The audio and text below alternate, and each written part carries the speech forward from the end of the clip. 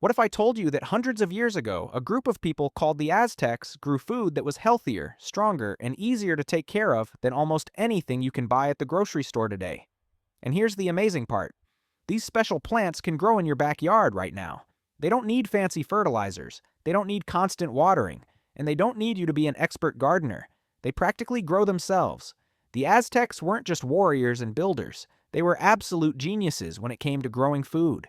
They fed millions of people using crops that could survive in tough places, dry weather, poor soil, and conditions that would kill your regular tomato plant in a week.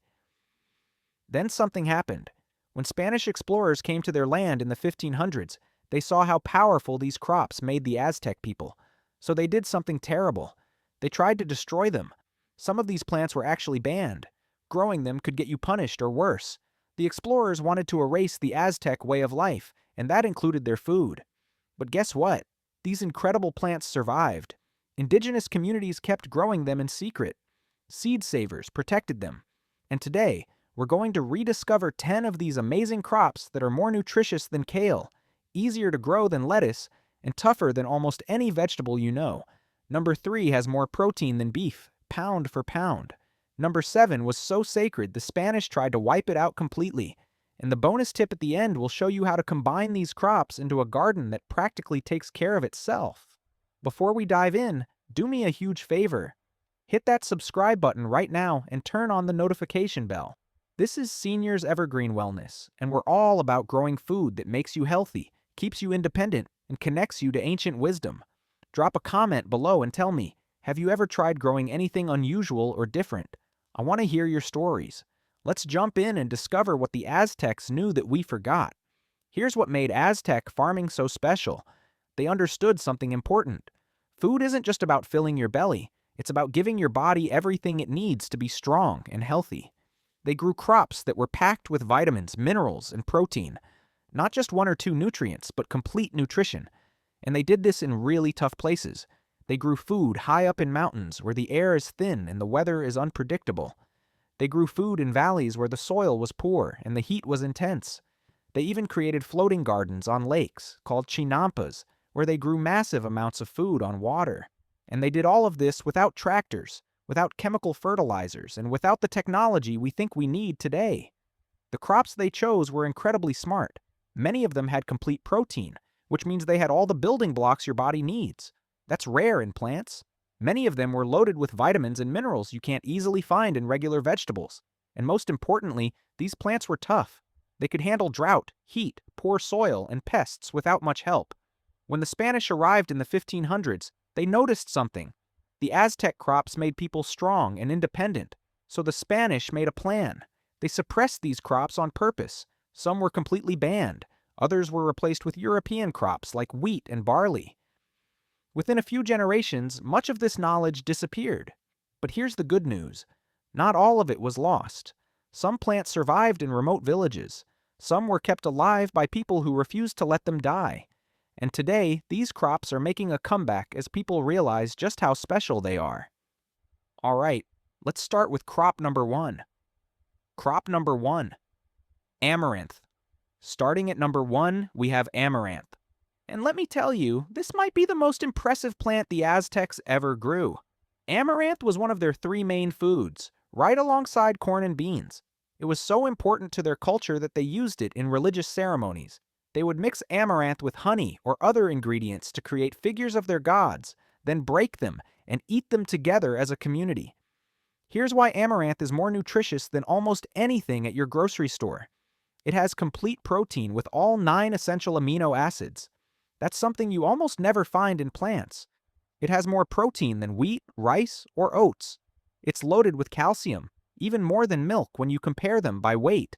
It's packed with iron, magnesium, and other minerals your body needs. And it's gluten-free, so people who can't eat wheat can enjoy it safely. The Aztecs understood how valuable amaranth was. They ate the seeds like grain, and they ate the young leaves like spinach. Both parts are incredibly nutritious. But then the Spanish arrived. They saw how important amaranth was to Aztec religion and culture, and they decided to destroy it. Growing amaranth became punishable by death. They burned fields, they destroyed seeds. But amaranth survived. People in remote areas kept growing it in secret, and today it's coming back. Here's why amaranth is easier to grow than regular vegetables. It loves heat and can survive drought. Most plants wilt and die without water, but amaranth keeps going. It grows well in poor soil where other crops struggle. It doesn't need fertilizer or much water once it gets started, and pests and diseases mostly leave it alone. You plant it, walk away, and it grows. Amaranth plants grow tall, about 5 to 8 feet. They have beautiful plumes covered in tiny seeds. The colors are stunning: gold, red, deep purple, and one plant can produce up to 50,000 seeds. That's an incredible amount of food from one plant. How do you grow amaranth? Plant the seeds in late spring when the soil is warm, at least 65 degrees. Amaranth loves heat and sunshine. Space the plants about 18 to 24 inches apart. Water them until they get established, then you can mostly ignore them. Amaranth is tough and actually prefers a little neglect. Harvest the seeds when the plumes turn brown and dry, usually in late summer or fall. Cut the seed heads and hang them upside down over a tarp or bucket. As they dry, the seeds will fall out on their own. Then you just collect them and clean them. You can cook amaranth seeds just like quinoa. Boil them in water until they're tender. They have a nutty, slightly sweet flavor. You can also pop amaranth seeds like tiny popcorn for a crunchy snack, or grind them into flour for baking. And don't forget the leaves. Young amaranth leaves taste like mild spinach. Harvest them when the plants are 6 to 12 inches tall. You can sauté them, add them to soups, or eat them fresh in salads. Amaranth represents resilience. It survived centuries of suppression. Today, it's reclaiming its place as one of humanity's most important crops, and you can grow it in your backyard easier than tomatoes. Crop number 2, chia. At number 2, we have chia. And yes, it's the same chia you see in health food stores today. But long before chia became trendy, it was a staple food for the Aztecs. They valued it for its incredible nutrition and energy. Here's why chia is more nutritious than modern vegetables. It's packed with omega-3 fatty acids, even more than flax seeds. It has complete protein with all the essential amino acids your body needs. It's loaded with fiber, about 10 grams per ounce. And it's rich in calcium, magnesium, and antioxidants that protect your cells. Aztec warriors ate chia before battles and on long journeys because it gave them sustained energy. The word chia comes from an Aztec word meaning oily. According to tradition, just 1 tablespoon of chia seeds could keep a warrior going for 24 hours. The Spanish recognized how important chia was and suppressed it. For centuries, chia was only grown in remote regions of Mexico, but in the 1990s, researchers rediscovered its benefits, and now it's grown around the world. Here's why chia is easier to grow than modern vegetables. It's incredibly drought-tolerant and thrives in dry conditions with very little water. It doesn't need fertilizer or pesticides. And it's fast-growing, maturing in just 90 to 120 days. Chia plants grow 3 to 5 feet tall with beautiful purple or white flowers that attract bees and helpful insects. How do you grow chia? Plant the seeds in spring after the last frost. Chia loves full sun and soil that drains well. Scatter the seeds thinly or plant them in rows about 18 inches apart. Water them until they are established, then cut back on watering. Chia actually produces better seeds when it gets a little water stress. Harvest when the flowers have dried and the seeds are mature, usually 4 to 5 months after planting. Cut the seed stalks and hang them to dry. Then rub the dried flowers over a bucket to release the seeds. Chia seeds are super versatile. Add them to smoothies, sprinkle them on salads, mix them into yogurt, or make chia pudding by soaking the seeds in liquid. They absorb up to 12 times their weight in water and form a gel. That gel is actually healthy fiber. Chia represents ancient wisdom. The Aztecs knew what modern science is just confirming. Chia is one of the most nutrient-dense foods on the planet, and it grows easily in tough conditions. Crop number 3, tepary beans. Number 3 is tepary beans, and these are the ultimate survival crop. Tepary beans were grown by indigenous people in Mexico and the American Southwest for at least 5,000 years. The Aztecs valued them because they thrived in hot, dry places where other beans would die. Here's why tepary beans are more nutritious than regular beans. They have higher protein than common beans, about 23% protein by weight. They're exceptionally high in fiber and resistant starch, which is great for gut health and blood sugar control. And they're packed with iron, calcium, and B vitamins. But the real magic of tepary beans is their toughness. They're the most drought-tolerant beans in the world. Tepary beans can produce a crop with as little as 10 inches of rainfall per year. That's conditions that would kill regular beans. They thrive in temperatures over 100 degrees, and they have deep roots that find water far below the surface. The Aztecs grew tepary beans in places where no other crop would survive. They understood that having different types of crops meant security. If one crop failed, others would succeed. Here's why tepary beans are easier to grow than modern vegetables. Once they're established, they need almost no water. They don't need fertilizer because they actually make their own nitrogen and put it back in the soil. They resist most pests and diseases, and they're incredibly productive, giving you heavy yields even in poor soil. Tepary beans come in many colors: white, brown, black, and speckled. Each color has a slightly different flavor, but all are creamy, nutty, and delicious. How do you grow tepary beans? Plant the seeds in late spring after the soil warms up and there's no more danger of frost. Tepary beans need heat to sprout and grow. Plant the seeds about 1 inch deep and 4 to 6 inches apart. Water them until the plants are established, then stop. Seriously, tepary beans actually do better with very little water. Harvest when the pods dry and turn brown, usually 80 to 100 days after planting. Pull the entire plant and hang it to dry completely. Then remove the beans from the pods. Cook tepary beans like any dried bean. Soak them overnight, then simmer until tender. The flavor is rich and earthy, perfect for soups, stews, and refried beans. They also hold their shape well, making them great for salads. Tepary beans represent adaptation. They evolved to thrive in the harshest conditions. Growing them today reminds us that strong food systems are built on crops that can survive tough times, not perfect conditions. Crop number 4, huitlacoche. At number 4, we have huitlacoche, and this one is really unusual. Huitlacoche is actually a fungus that grows on corn. It turns the kernels into swollen, black, mushroom-like growths. In modern farming, it's considered a disease and called corn smut. But the Aztecs considered it a delicacy, and modern chefs agree. Here's why huitlacoche is more nutritious than regular corn. The fungus increases the protein content of corn by up to 300%. It's rich in lysine, an essential amino acid that regular corn lacks, and it contains unique compounds that may have health benefits. The Aztecs actively encouraged huitlacoche to grow on their corn. They understood that it transformed ordinary corn into something extraordinary.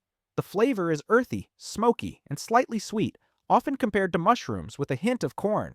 Today, huitlacoche is considered a gourmet ingredient in Mexican cuisine.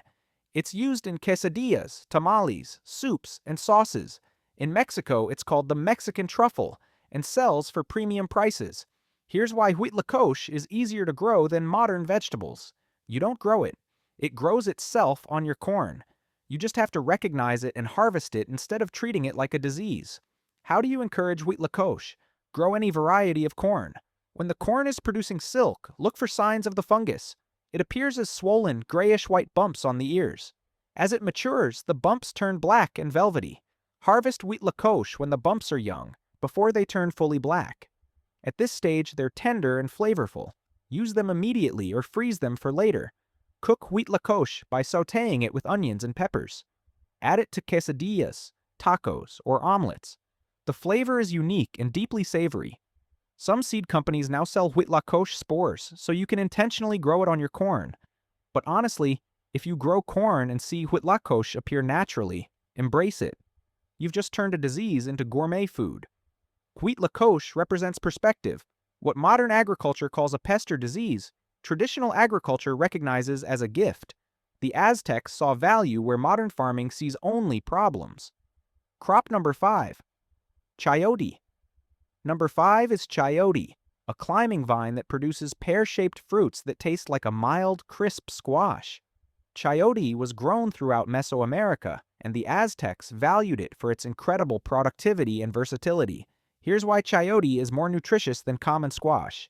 It's very low in calories but high in fiber, making it perfect for healthy eating. It's rich in vitamin C, folate, and potassium, and it contains antioxidants and anti-inflammatory compounds that support overall health. But the real magic of chayote is how much it produces. A single vine can give you 50 to 100 fruits per season. The fruits store for months without refrigeration, and every part of the plant is edible. The fruit, the young shoots, the tuberous roots, even the seeds. The Aztecs grew chayote on trellises alongside corn and beans, creating a layered food system that maximized space and productivity. Here's why chayote is easier to grow than modern vegetables. It's perennial in warm climates, coming back year after year. It's virtually free of pests and diseases.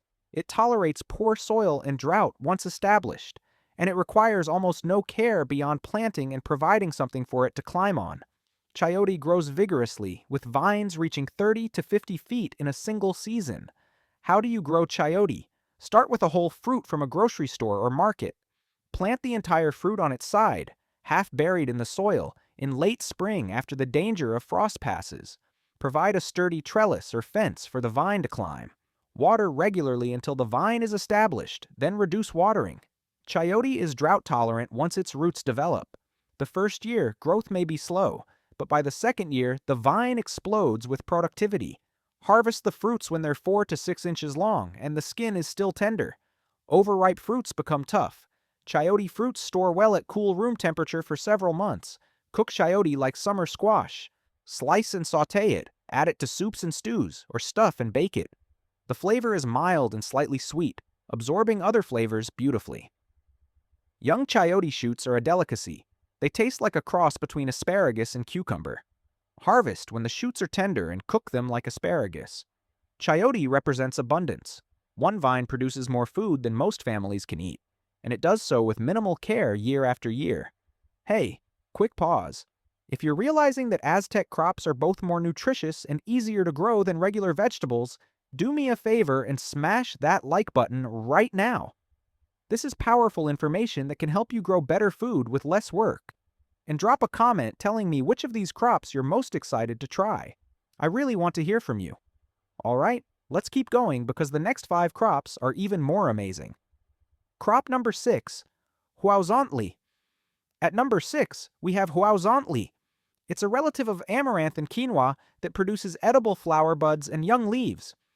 Huauzontle was a staple green vegetable in Aztec diets, eaten fresh or cooked in stews and tamales. Here's why huauzontle is more nutritious than modern greens. It's exceptionally high in calcium, even more than amaranth. It's packed with iron, vitamins A and C, and fiber. And it contains protein, which is unusual for a leafy green. The Aztecs grew huauzontle extensively, harvesting the tender flower buds before they opened. The buds were boiled, then fried or added to soups. The flavor is similar to broccoli with a slightly nutty undertone.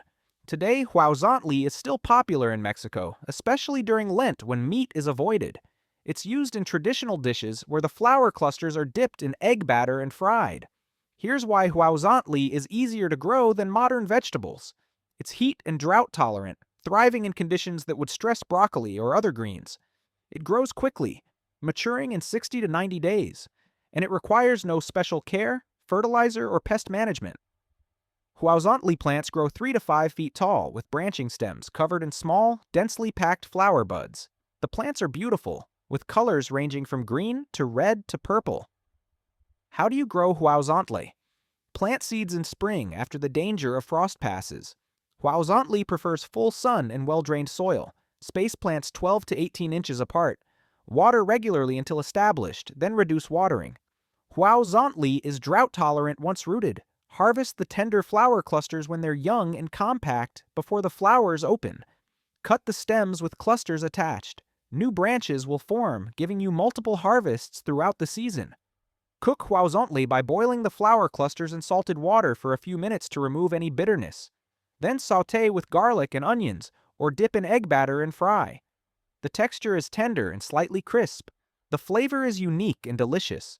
Huauzontle represents forgotten diversity. While we focus on a dozen common vegetables, crops like huauzontle, which are just as easy to grow and more nutritious, sit forgotten. The Aztecs knew better. Crop number 7, nopal, prickly pear cactus. Number 7 is nopal, the prickly pear cactus. The Aztecs grew nopal extensively, eating the young pads as a vegetable and the fruits as a sweet treat.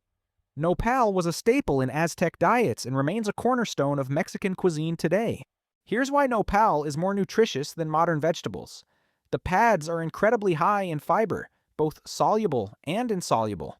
They're rich in vitamins A, C, and K, plus calcium, magnesium, and potassium, and they contain unique compounds that help regulate blood sugar, making nopal especially valuable for people with diabetes.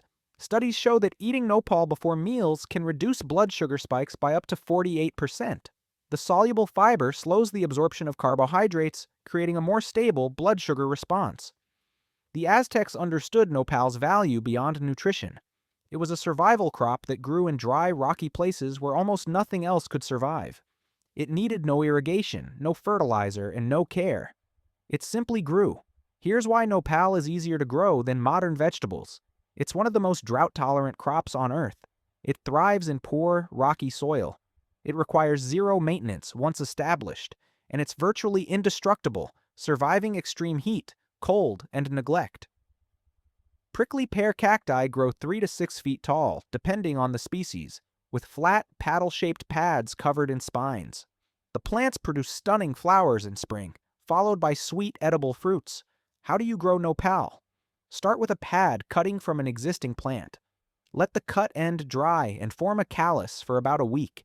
Then plant it half-buried in well-drained soil. Water sparingly until roots develop. Once established, nopal needs almost no water. Harvest young pads when they're 4 to 8 inches long and still tender. Use tongs or thick gloves to handle them. Remove the spines by scraping with a knife or burning them off over a flame. Cook nopal by cutting the pads into strips and boiling or grilling them. They have a slightly sour, green bean-like flavor with a texture similar to okra. Use them in tacos, salads, soups, or omelets. The fruits are sweet and juicy, tasting like a cross between watermelon and bubblegum. Harvest when fully colored and slightly soft. Peel carefully to remove the small spines on the skin. Nopal represents ultimate resilience. It grows where nothing else survives. It feeds people in the harshest environments. That's the genius of Aztec agriculture, choosing crops that thrive, not just survive. Crop number 8, chilacayote, fig leaf gourd. At number 8, we have chilacayote, also called fig leaf gourd. This massive squash was grown by the Aztecs for its seeds, flesh, and young shoots. Chilacayote can grow up to 30 pounds per fruit in stores for up to a year without refrigeration. Here's why chilacayote is more nutritious than common squash. The seeds are incredibly high in protein, fat, and minerals. They're eaten toasted, like pumpkin seeds, but are larger and more flavorful. The flesh is rich in vitamins A and C, fiber, and antioxidants, and the young shoots and tendrils are edible, tasting like mild cucumber. The Aztecs valued chilacayote for its storage qualities. One fruit could feed a family for weeks. The flesh was boiled, roasted, or dried for long-term storage. The seeds were ground into meal or pressed for oil. Here's why chilacayote is easier to grow than modern vegetables. It's incredibly vigorous, with vines that grow 20 to 30 feet in a season. It's drought-tolerant once established. It's pest and disease resistant, and it produces massive yields from just a few plants. Chilacayote fruits are round or oblong with white or light green skin. The flesh is white and fibrous with a mild, slightly sweet flavor. The texture is similar to spaghetti squash. How do you grow chilacayote? Plant seeds in late spring in full sun. Chilacayote needs heat to thrive. Provide plenty of space because the vines sprawl aggressively. Water regularly until established, then reduce watering. Harvest when the fruits are fully mature and the skins are hard, usually in fall. Cure the fruits in a warm, dry place for 2 weeks, then store in a cool, dry location. They'll last for months. Cook chilacayote by cutting it open, removing the seeds, and boiling or roasting the flesh. The flesh shreds into spaghetti-like strands, perfect for savory or sweet dishes. In Mexico, chilacayote is often cooked with piloncillo, unrefined cane sugar, to make a sweet, syrupy dessert. Toast the seeds like pumpkin seeds. They're large, crunchy, and incredibly flavorful. Chilacayote represents food security. One plant produces enough food to sustain a family through winter, and it does so with minimal care, thriving in hot, dry conditions where other squashes struggle. Crop number 9, jicama. Number 9 is jicama, a root vegetable that grows underground like a potato but tastes completely different. The Aztecs loved jicama for its crisp, refreshing texture and slightly sweet flavor. It was eaten raw as a snack or added to salads and dishes for crunch. Here's why jicama is more nutritious than common root vegetables. It's incredibly low in calories but high in fiber, making it perfect for healthy eating. It's rich in vitamin C, which supports your immune system. It contains prebiotics, which feed the good bacteria in your gut. And it's packed with potassium and other minerals. Jicama has a unique texture. It's crisp and juicy, like a cross between an apple and a water chestnut. Even when cooked, it stays crunchy, which makes it special. The Aztecs grew jicama in warm regions and valued it as a refreshing food, especially in hot weather. Here's why jicama is easier to grow than modern vegetables. It's heat and drought tolerant once established. It grows well in sandy or poor soil. It requires minimal care and no fertilizer, and it stores for months after harvest without refrigeration. Jicama is a vine that produces beautiful purple flowers, but the magic happens underground, where the plant forms large tuberous roots that can weigh several pounds each. How do you grow jicama? Plant seeds in late spring in full sun. Jicama needs a long, warm growing season, at least 150 days. Plant seeds about 1 inch deep and 12 inches apart. Water regularly until the vines are established. Jicama needs consistent moisture to form large roots. Remove the flowers as they appear. This tells the plant to focus energy on growing larger roots instead of making seeds. Harvest in fall before the first frost. Dig carefully around the roots to avoid damaging them. Brush off the soil and store in a cool, dry place. Jicama is usually eaten raw. Peel off the papery skin, then slice or dice the white flesh inside. It's incredibly refreshing and slightly sweet. Add it to salads, salsa, or eat it plain with lime juice and chili powder. You can also cook jicama in stir-fries, but it will stay crisp. Jicama represents refreshment and simplicity. It's a humble crop that requires little but gives back abundantly. Crop number 10, pumpkin seeds, pepitas. And finally, at number 10, we have pumpkin seeds, also called pepitas. The Aztecs didn't just grow pumpkins for the flesh. They valued the seeds just as much, if not more. Pumpkin seeds were a staple snack and ingredient, roasted and eaten or ground into sauces. Here's why pumpkin seeds are more nutritious than modern snacks. They're incredibly high in protein, healthy fats, and minerals. They're one of the best plant sources of zinc, which supports immune function. They're rich in magnesium, which helps with sleep and relaxation. And they contain antioxidants and anti-inflammatory compounds. The Aztecs knew that pumpkin seeds were powerful. They ate them for energy, strength, and health. Here's why growing pumpkins for seeds is easier than modern vegetables. Pumpkins are incredibly easy to grow. They tolerate heat, drought, and poor soil. They're vigorous growers that spread quickly, and one pumpkin can produce hundreds of seeds. You can grow any variety of pumpkin, but some varieties are specifically bred for their seeds. These varieties produce seeds without hulls, making them even easier to eat. How do you grow pumpkins for seeds? Plant seeds in late spring in full sun. Pumpkins need space, so plant them at least 3 to 4 feet apart. Water regularly until the vines are established.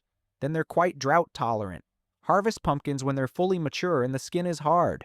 Cut them open and scoop out the seeds. Rinse the seeds to remove the pulp, then spread them on a tray to dry. Once dry, you can roast the seeds with salt and spices or eat them raw. They're crunchy, nutty, and incredibly satisfying. Pumpkin seeds represent nourishment and resourcefulness. The Aztecs used every part of the plant, wasting nothing. Bonus tip: create your own Aztec polyculture garden. Alright, I promised you a bonus tip, and this one is truly game-changing. Here it is, how to create an Aztec-inspired polyculture garden that combines these crops into a system that's more productive and resilient than any single crop garden. The Aztecs didn't grow crops in isolated rows like modern gardens. They used polyculture, which means growing multiple crops together in the same space. The most famous example is the Three Sisters: corn, beans, and squash grown together. But Aztec polyculture was much more sophisticated than that. Here's how to create your own Aztec garden. Start with corn as your vertical structure. Plant amaranth between the corn rows. It grows tall but doesn't shade the corn. Plant tepary beans at the base of the corn stalks. They'll climb the corn and add nitrogen to the soil. Plant chilacayote or chayote around the edges. The vines will spread outward without interfering with the corn and beans.